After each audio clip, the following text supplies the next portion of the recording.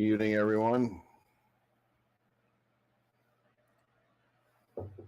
Mm, Let me see here. I'm sure there's nobody in here yet.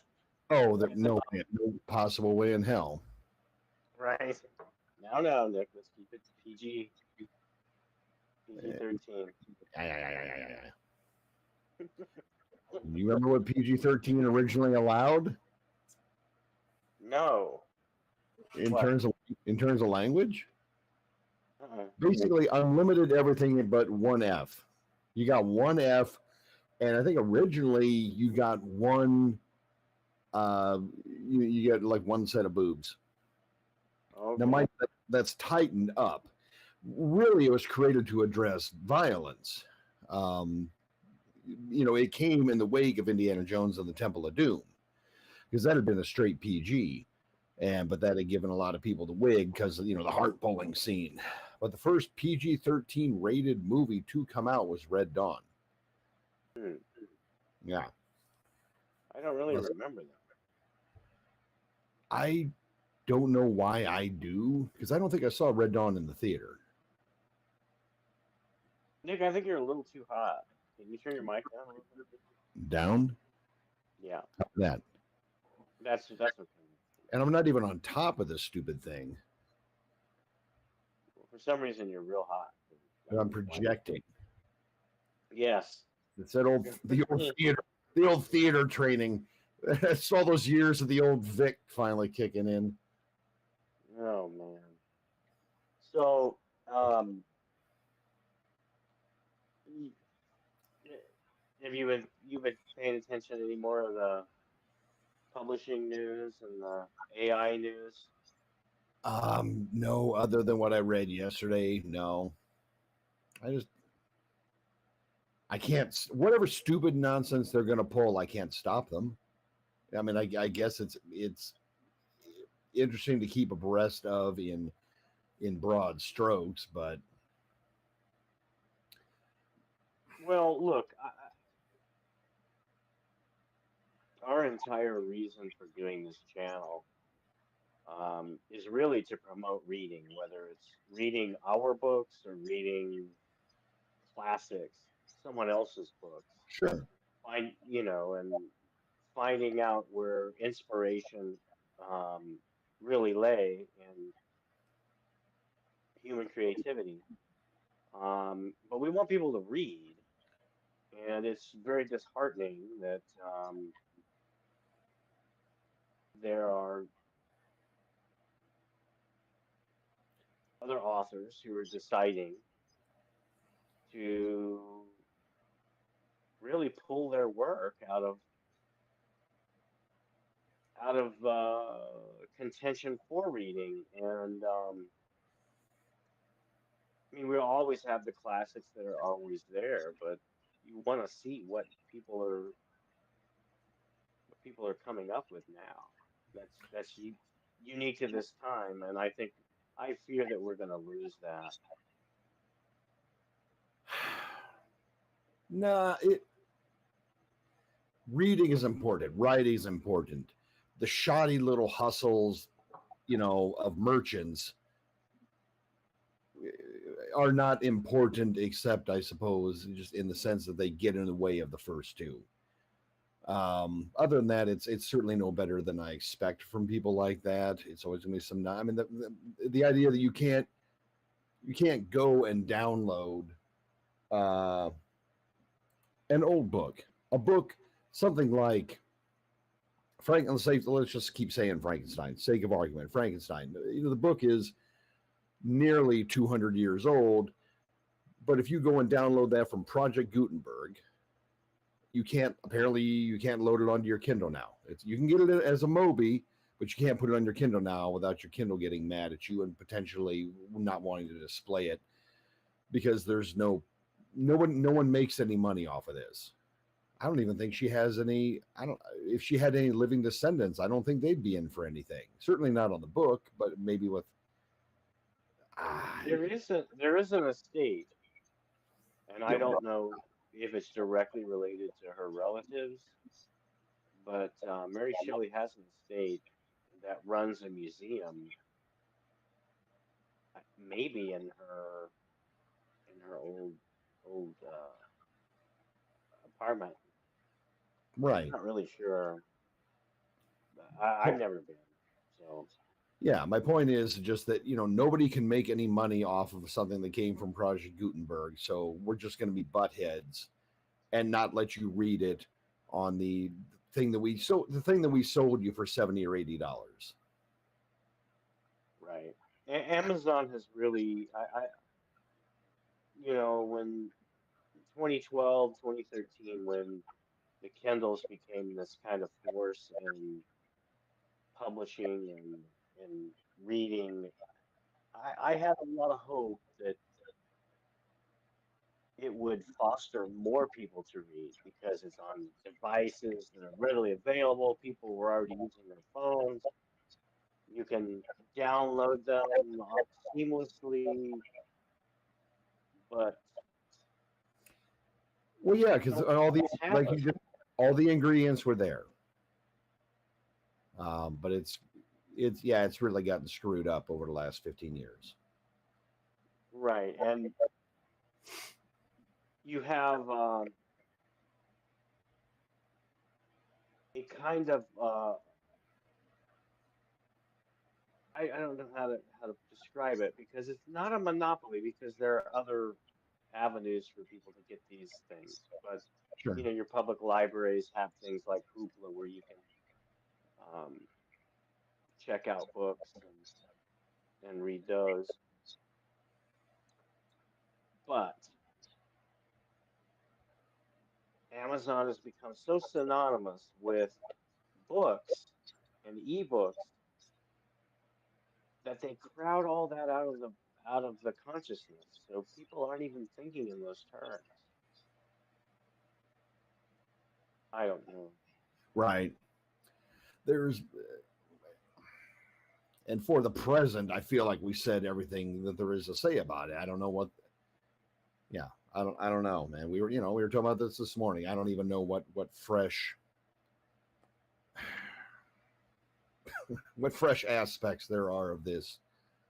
Well, I think people I mean to catch people up, anybody who's actually listening to us right now, apparently there are two people. Is Welcome. it? Yeah, right. Hi. Yeah. Thanks for coming. Um, we want to know, are you reading? You want to read books? Does that have any bearing on your life? Do you find enjoyment from it? Are you primarily just a consumer of video? Is YouTube your primary source of entertainment?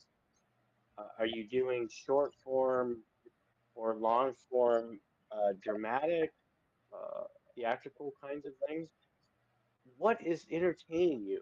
Is it other people on TikTok, or do you find enjoyment, or do people find enjoyment anymore from the creative process where other humans create something for you to consume through your mind, not necessarily just visually? And that's what books are. Books are the like Harlan Ellison used to say that there was never anything more um, immersive than reading a book because a book was your brain using your eyes to read symbols on a paper, and then your brain translated those symbols into thoughts and feelings and emotions. And everything in a book was happening in your mind. So if you're going to look at this like a computer program, your mind is taking the program off of the page and running it in your head. So it becomes inside you, it becomes a part of you. Um, and with other types of entertainment, that's not happening. It's just purely visual. So, or auditory. I was gonna. I mean, yeah, probably the second to this is gonna be radio, where you You still mean got like to. a radio plays? I'm sorry. Yeah, yeah. Like You radio you play? out of the work. Yes. Right. But so for people who are watching or people who will watch, other authors who are in the indie field have decided that they're no longer going to offer their books on Amazon. And Amazon is 99% of books now. So that means those people will no longer be in the conversation with their work any longer because Amazon has frozen them out of one, earning even just a little bit of money off of their work, and two, making it impossible to find because Amazon doesn't have a mechanism or maybe doesn't care that uh, these counterfeiters and these AI um,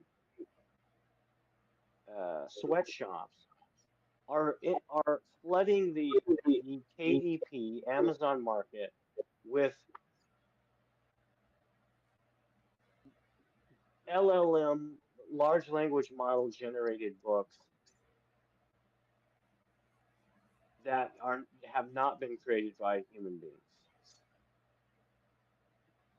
So their idea is we're just going to take it off because we can't. There's too much noise. The signal isn't strong enough. So why bother? Yeah.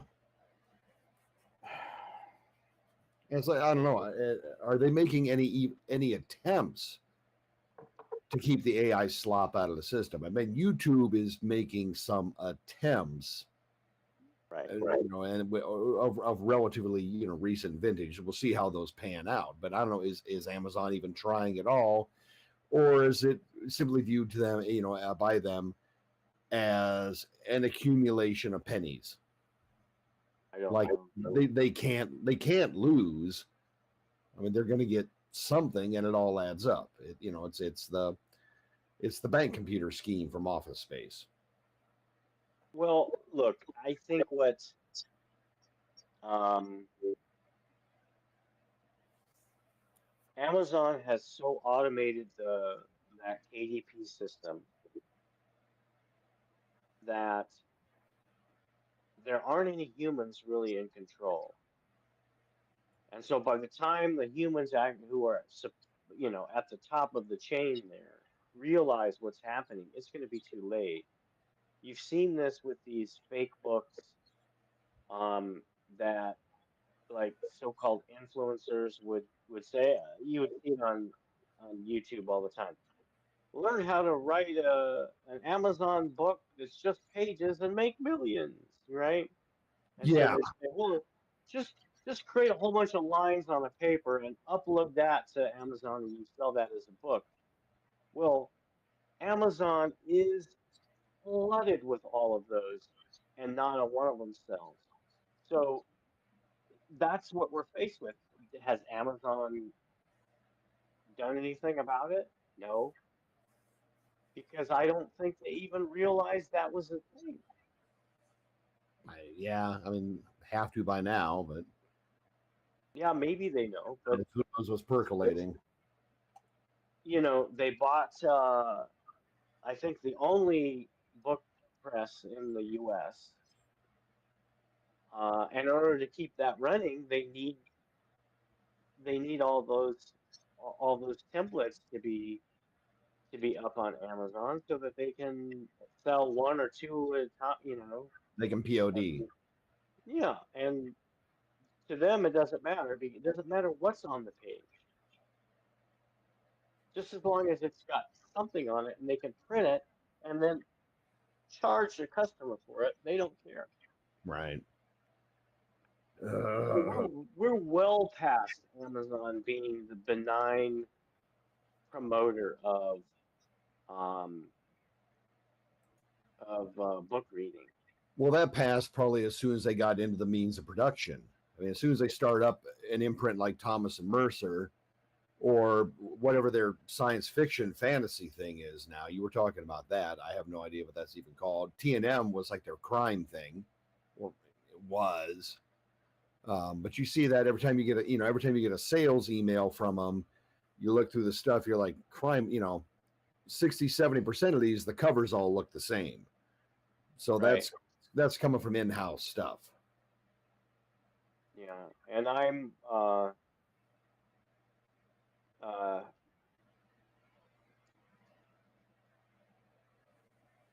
so there's with Warner Brothers and Paramount and the consolidation that's going on in Hollywood, has nothing to do with making movies. No, no, rah rah rah. It's all about consolidating IP because they know in 2 years' time they're gonna have all of them, whoever's left, Disney and Paramount or whoever. They know they're gonna have the capability of generating on-demand movies based on their IP. And all consumers will have to say is, you have a prompt, I want to see a Marvel movie with starring my next door neighbor, and you upload a picture of your next door neighbor, and the AI will just go to work, and you'll see a Marvel movie with your next door neighbor. And the way they're going to make money off of it is they're going to say, how long do you want it? How many characters do you want to see? And they're going to upcharge you. And then if they find out that it meets a certain criteria, they'll say, hey, do you want to promote this to your neighbors? You're going to get a little kickback. You're going to get a free ticket so you can do the next one, right? And so they're going to make money off of you saying, hey, I put you in a Marvel movie. Isn't that cute? And then, if it starts to snowball, they make all the money off of their IP, which is, look, most of this stuff is impossible for them to generate really good movies with anymore because they've muddled up the executive process so much. So, uh, we're going to be generating our own content using their IP, and they're still going to charge us. So, it's just win-win. And so Amazon is going to do the same thing. They're going to ask you, hey, uh, what kind of genre are you interested in? Are you interested in Dungeons and Dragons, say? Well, we can generate, if you want, for $6, a 3-book series with with dragons in mind, and it's similar to X and similar to Y. You want to buy it. It's 20% off right now if you choose. If not, it goes up. Act now. And right, and the people who are going to read are going to read it, and it's going to be generated by these LLMs, and it's going to be what people don't understand is these LLMs are not thinking. They are statistical machines that generate a uh, sentences and ideas based on the frequency that words appear together. That's the basis of it. Now it gets more complicated, and so that it can help you generate certain types of documents and understand certain. It is a useful tool, but what it does is because it's using this frequency in creating fiction, it's going to create a frequency that's right down the middle. So it's not going to be bad, and it's not going to be good. It's going to be just like the things that came before, right down the middle. It will be readable. It will be recognizable as narrative. And I suppose for a lot of people, that's going to be enough if it has all the stuff in it that I want. And you're right, they'll license things from authors, or they'll go after public domain stuff. Right. So like Frankenstein. Well, yeah, I mean,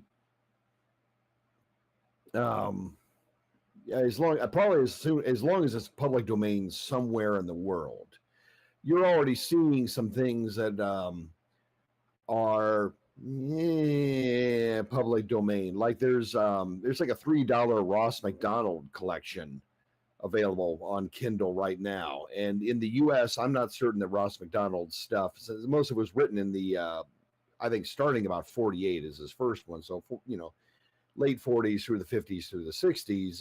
It's the Lou Archer novels. I don't think those are PD yet in the States, but they're PD somewhere, and somebody has, gotten a bunch of them together and smacked them and made a big file, and you for $3 you can get it. And that's not any kind of LLM stuff. That's just somebody who probably took the books and ran them through character recognition. So for that $3, you're going to get the novels, but they're going to look awful. Will they be readable? Well, it is if you simply don't rely on optical character recognition scans. Yeah, I mean, people do that with Gutenberg, but then they go back later and actually clean them up so that they look good, and so that the computer didn't mistake an R for some other letter or some other symbol or whatever like that. So there is a human that goes through and actually corrects the mistakes that they. Yeah, sure, in the Gutenberg best case scenario, but if you're not caring too much about that and you're just wanting to pick up, your part, what is it? Your 70% of the purchase price. I've forgotten how big of a bite do you get on a book? Well, it depends on the price of the book. Okay, say it's $2.99. If it's $2.99, you get 70. You start off at 70, and then they keep charging if it's over a certain size. So they have ways of taking that number down. Okay, you might get on these something like I'm talking about. You might, this guy might be getting dinged on file size because I think it contains something like 6 or 7 of the Lou Archer novels. But even so, he's coming out. Let's just say he's coming out with a couple of bucks on the deal. Okay. Again, it mounts up. So sure, but for something like that, you have to someone who likes that genre, which is what detective kind of. Yeah. Right. It's privatized stuff. You've got to like that genre. You got to go and you have to search for that in order, because Amazon is filled with a bunch of filler titles. Are you even going to find that title unless you search specifically for that author? Which is how I found it. Right. So, if you were just scrolling through the Amazon catalog, you will probably never come up because you're going to be seeing 15 different versions of of some public domain private detective from the 1910s, 1920s. You're right. Just kind of throw up there to try to make it $2. Yeah, and you're seeing that with some things that aren't protected, like very early Carol John Daly novels or very early Rex Stout's. Like his first few, 3 or 4 Nero Wolfs, I think are now PD. Well, look it.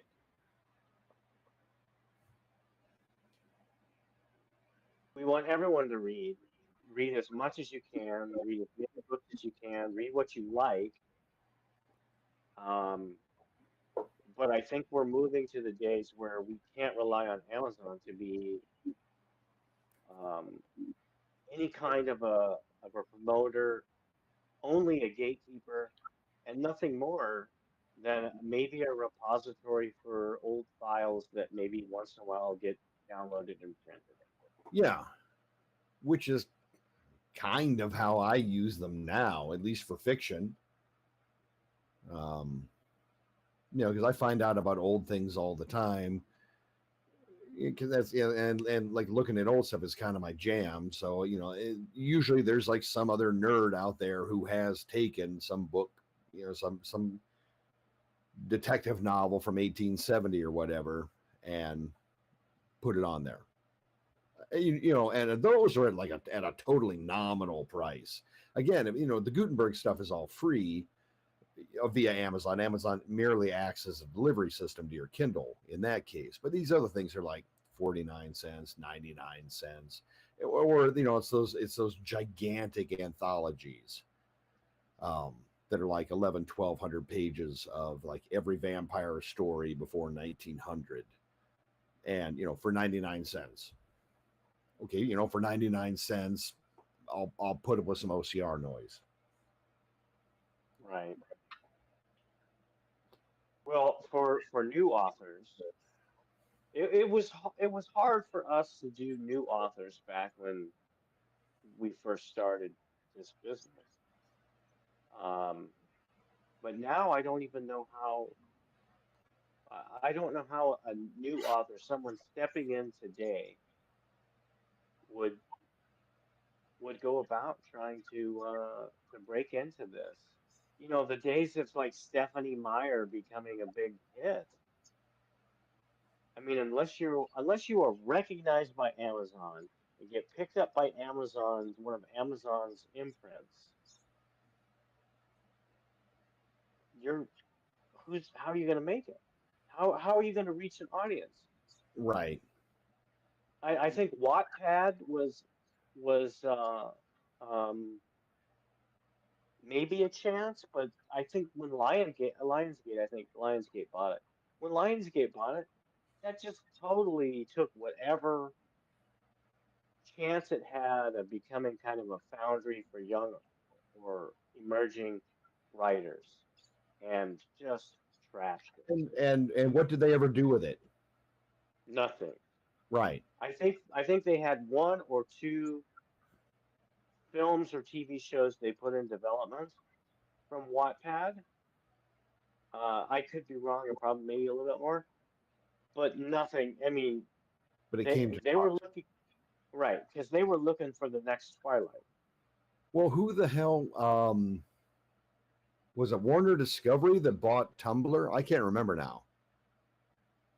No, Tumblr is owned by T-Mobile or Yeah, Verizon. I can't remember who bought it originally, because there was a lot of now. It was mostly fanfic on Tumblr, but there was original stuff on there, and but a lot of its traffic was driven by its smut, and then Right.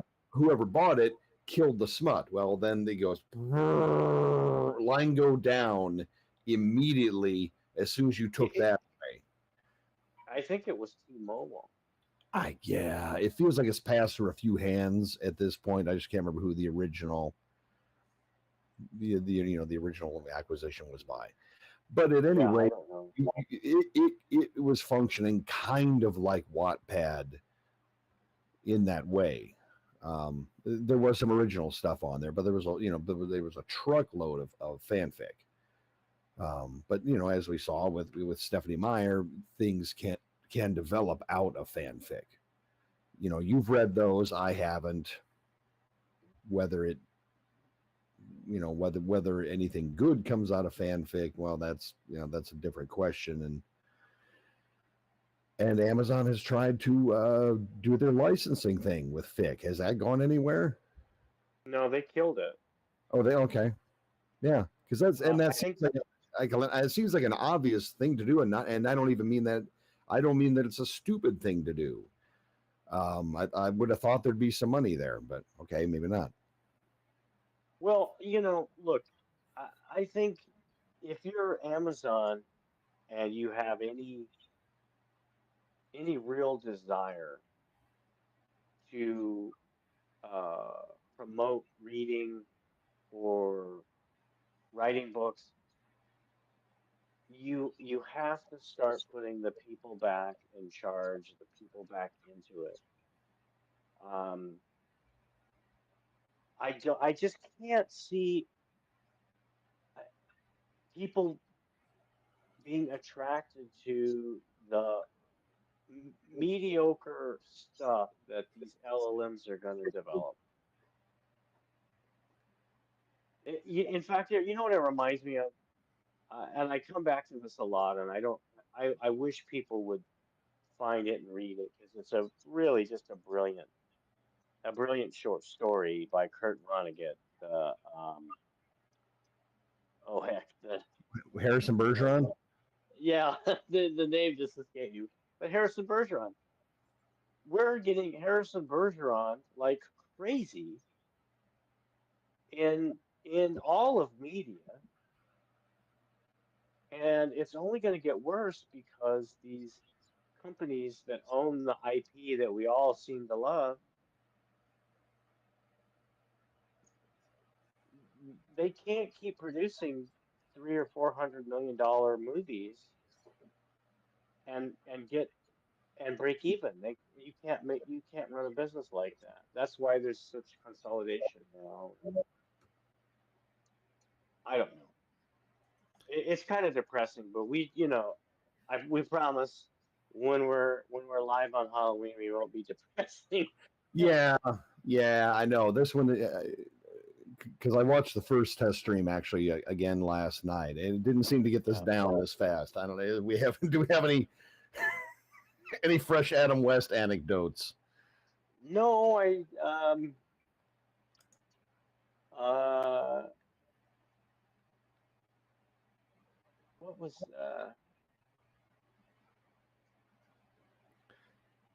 I can't something else kind of funny happened today, but I can't remember what it was. Um, I just got really down when I heard about Dave Stewart pulling his stuff.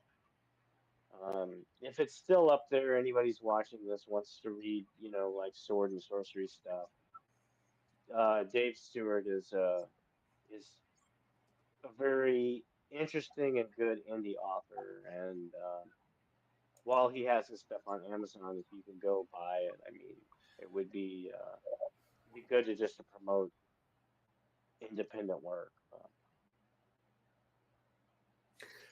Yeah, sorry, I was listening, but I was also trying to look up because I was looking up to see how much Superman 1978 cost back then, Yeah, and it was at that time,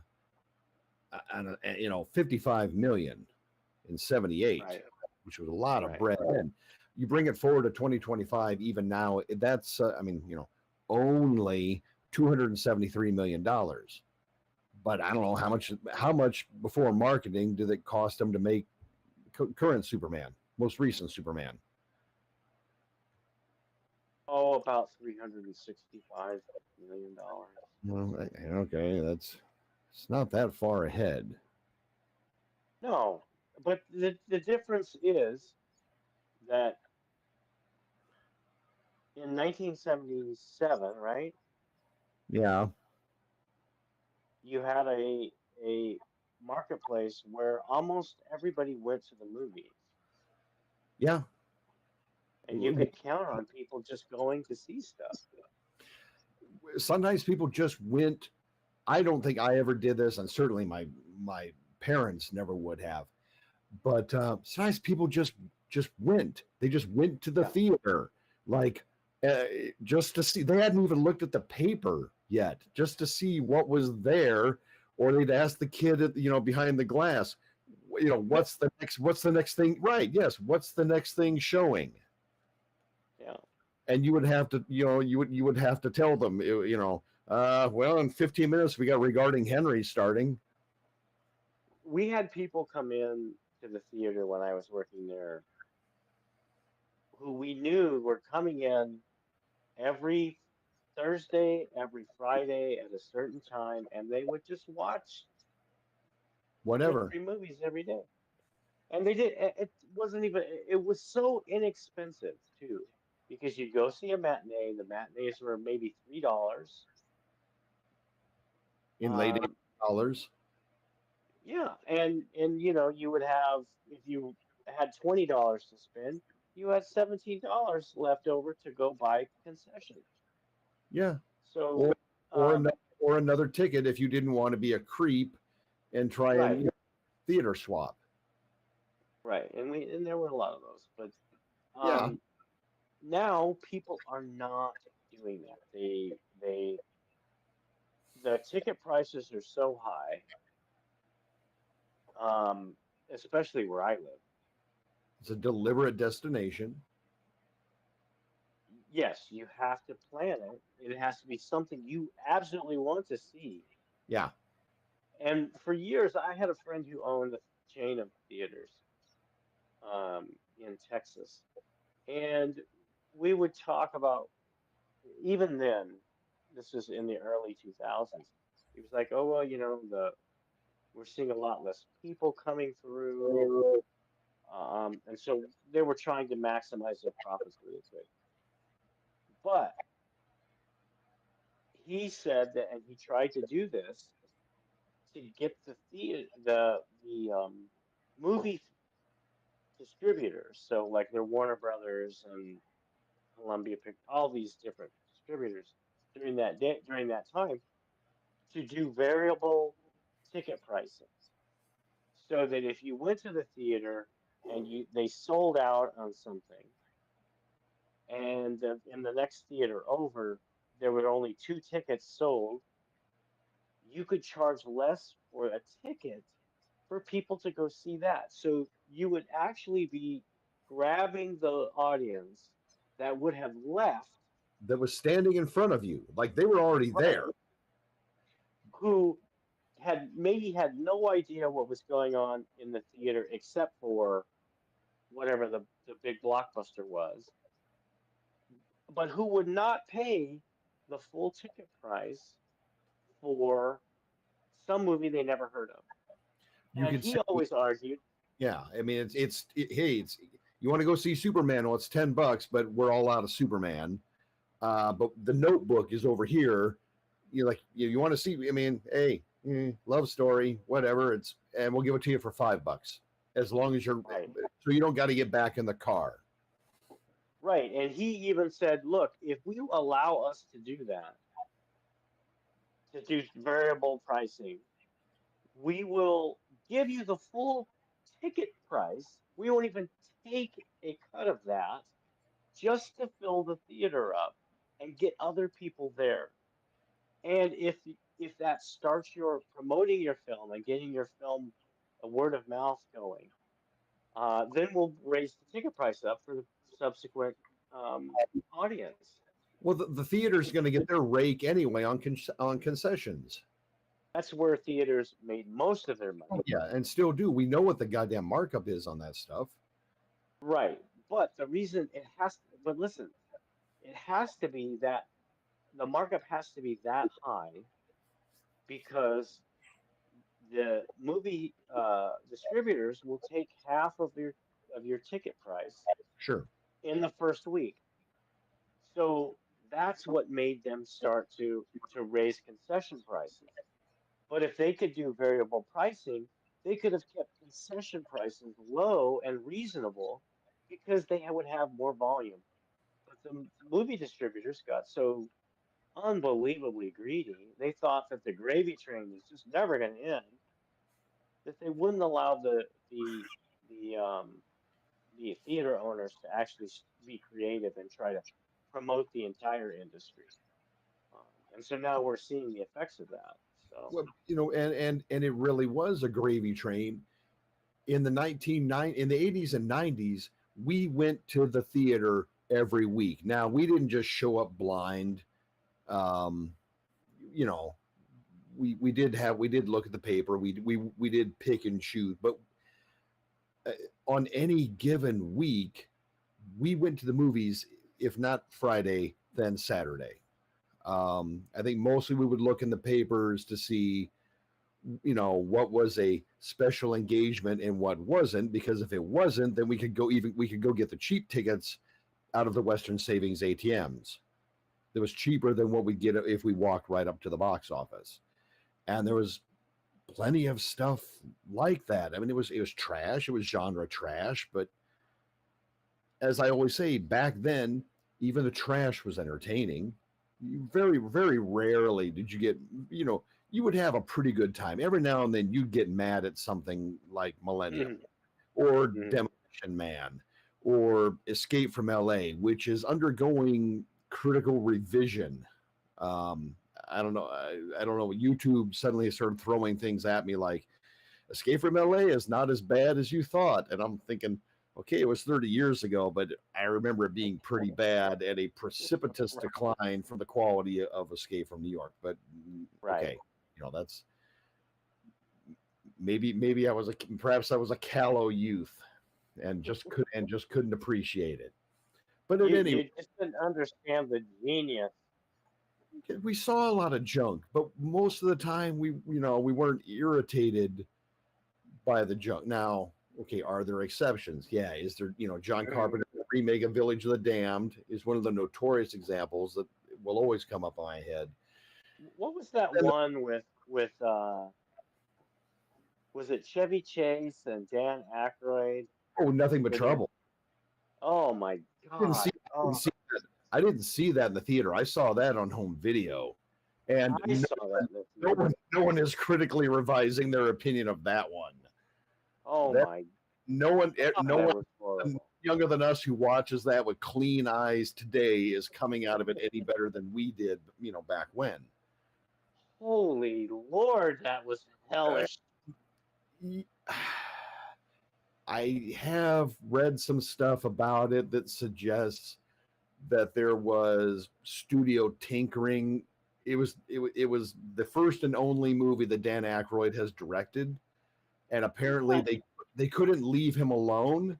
This is not Aykroyd's version. This is coming from other sources. Yeah. Like it would have been an extremely dark comedy. But there are Well, people who've it read the did have the leanings. it said what? It did have the leanings of that because the people, it was basically a bunch of cannibals, if I recall Yes. Yeah.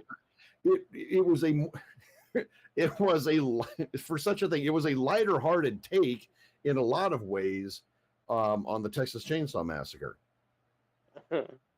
But Uh, they during production they kept taking money away from him, and they kept insisting that it be a PG-13. It was originally going to be quite a hard R, um, and so the results of that interference speak for themselves. I mean, it's kind of a Star Trek V situation. right. Could that have been better? Yeah, probably was. Oh yeah. And it originally was probably going to be a lot better, but here we are. I for the grief that Star Trek Five gets, I will say this: it has the best character moments for all of the crew. Its narrative is kind of silly, and the special effects are terrible. That's Um, cheaping out on it. and they, Shatner kind of screwed the pooch when he was relying solely on studio backing if he got Sean Connery to play Cybon.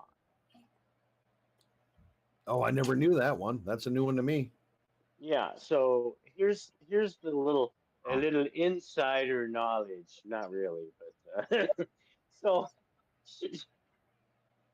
the planet that they go to, um, either the God planet or the planet where they go and try to rescue all the hostages on this on That's Cybok. Nexus 3, I think.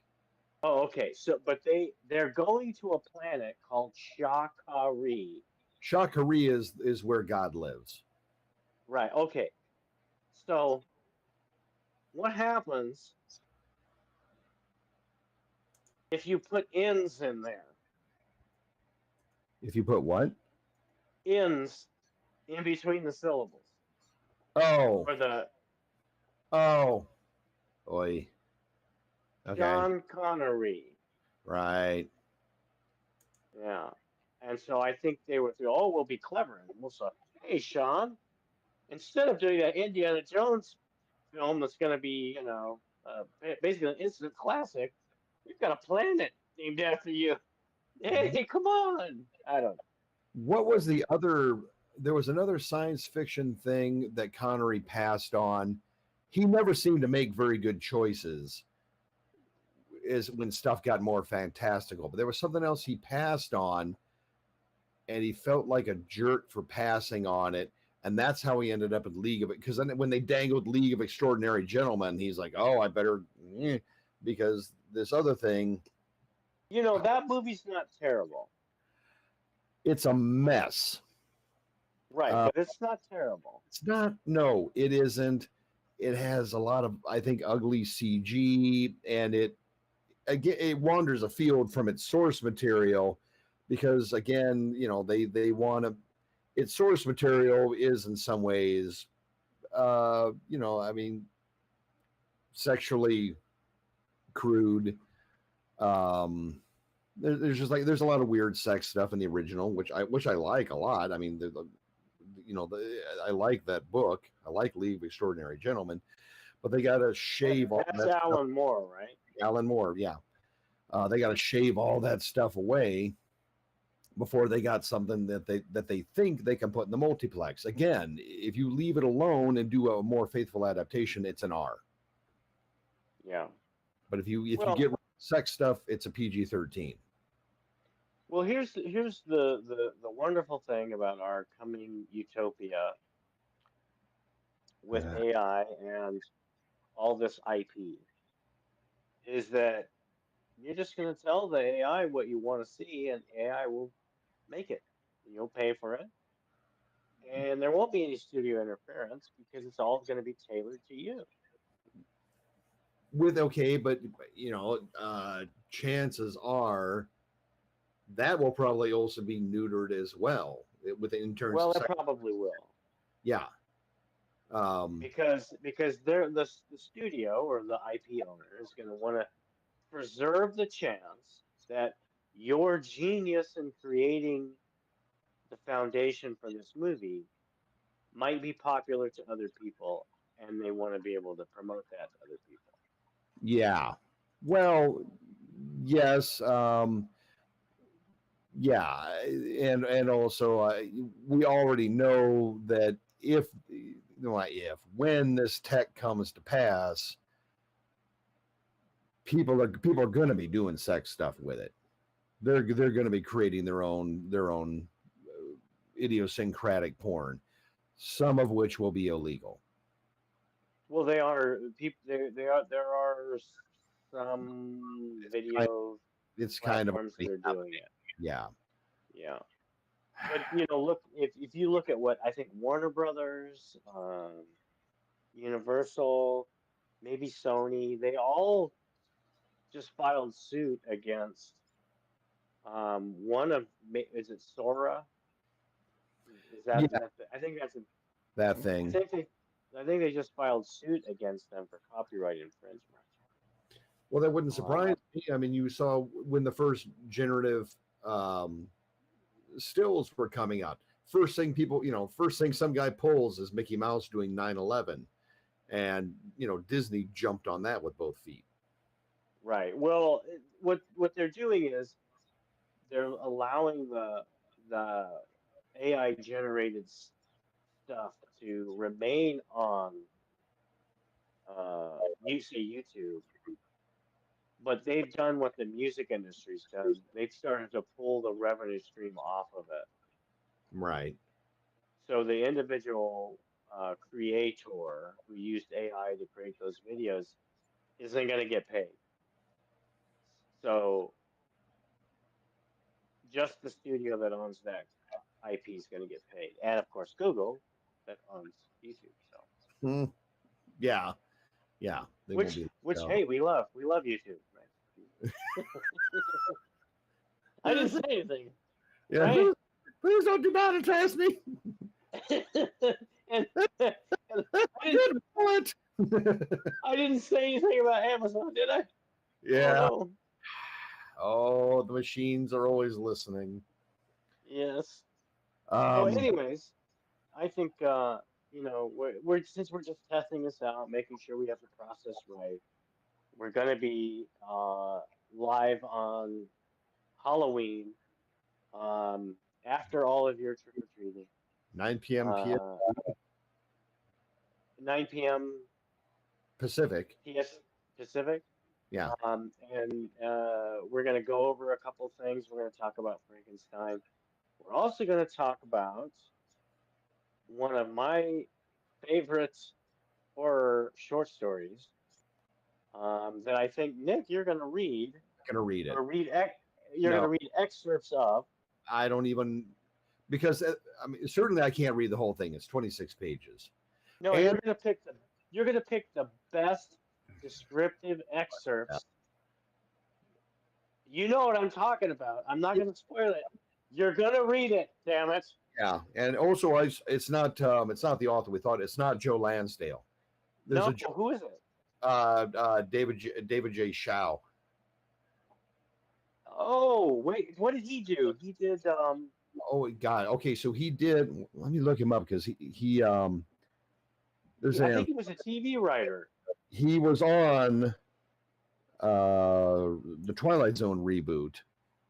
What else has he done? Wow, he is 70. I mean, it makes sense.